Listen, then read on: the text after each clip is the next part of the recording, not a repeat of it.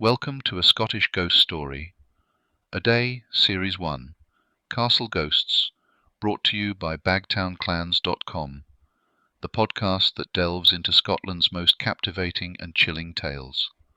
I'm your host, Derek McDonald. Today, we're venturing far to the northern coast of Scotland, to Caithness, where a tower stands tall over the wild shoreline, Ackergill Tower. Though the waves crash below and the winds howl around this imposing structure, it's the echoes of a tragic past that truly haunt its halls. Prepare yourselves as we unravel the haunting of Helen Gunn, the Green Lady of Ackergill Tower. Ackergill Tower, a 5-story fortress that overlooks Sinclair's Bay, lies just a few miles north of the town of Wick. Built in the early 16th century by the Keith clan, this impressive tower has weathered centuries of conflict, changing hands between warring families like the Keiths and the Sinclairs. Yet, amid these battles for power and land, a more personal and heart-wrenching tragedy unfolded, one that continues to cast a long shadow over the tower. In the early 1400s, the Gunn clan held land in Caithness, and their daughter, Helen Gunn, was celebrated as one of the great beauties of the region.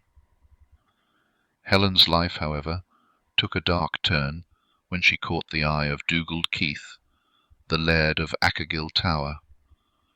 Obsessed with her beauty, and unwilling to accept her rejection, Dugald made a terrible decision that would seal both their fates.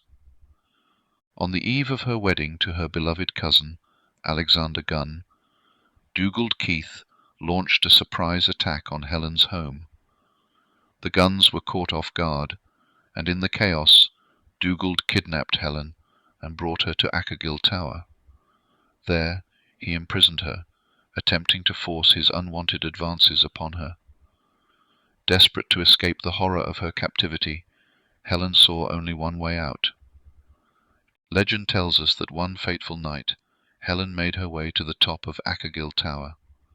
Dressed in the green gown she had been wearing when abducted, she looked out over the jagged rocks below and made the ultimate, tragic decision.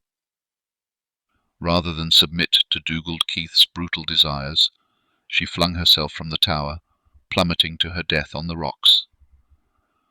But Helen's story didn't end there. Since that dark night, her spirit is said to have remained at Ackergill Tower, forever wandering its halls. She is known as the Green Lady, named after the dress she wore when she leapt to her death. Visitors and staff at the tower, whether it was functioning as a private home, a hotel, or a wedding venue, have reported strange occurrences that they attribute to Helen's ghost. One of the most common sightings involves a fleeting glimpse of a woman in a green dress, often seen near the battlements where Helen met her tragic end. She's also been spotted in the shadowy corridors and stairways of the tower, as if still searching for a way out. Some report hearing the soft rustle of fabric moving, the eerie whisper of a woman crying, or the sound of footsteps pacing through the tower when no one else is there. And it's not just sights and sounds that betray Helen's presence. Guests have felt sudden, unexplained cold spots, particularly near the battlements or in her supposed prison chamber. Others describe an overwhelming sense of sadness or unease, as if the very walls of Ackergill Tower still echo with the trauma Helen endured. Some witnesses have even reported seeing objects move on their own, as if the Green Lady herself is still trying to make her presence known. Her spectral appearances are not confined to the castle alone. On stormy nights, locals say you can hear her cries carried by the wind over the bay, a mournful wail that rises and falls with the crashing waves below the tower.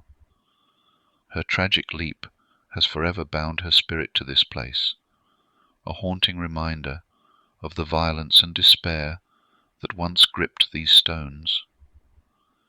But why does Helen's spirit linger? Some say it's because her death was so violent, so filled with anguish, that her soul cannot find peace. Others believe she is still seeking justice, her ghost unwilling to rest until her abductor is held accountable. And while the Keiths and the Gunns fought their bitter battles long ago, the legacy of Helen Gunn remains etched into the very fabric of Ackergill Tower. For centuries, the Green Lady has captivated the imaginations of those who hear her tale. Some believe that the new owner of the tower, a millionaire from Virginia who bought it in 2019, may have found more than a vacation home. He may have inherited a castle haunted by the relentless sorrow of a woman wronged. So, if you ever find yourself standing on the windswept coast of Sinclair's Bay, with the imposing silhouette of Ackergill Tower looming overhead, keep an ear out for the soft cry of the Green Lady. You might just glimpse her in the shadows, forever gazing out from the battlements where she made her fateful leap, still dressed in green, still searching for the peace that eluded her in life. Thank you for joining me on a Scottish ghost story a day. Ackergill Tower's haunting tale of Helen Gunn reminds us of the enduring legacy of sorrow and injustice that can linger long after the living are gone. Until next time, I'm Derek McDonald. Stay curious and stay safe.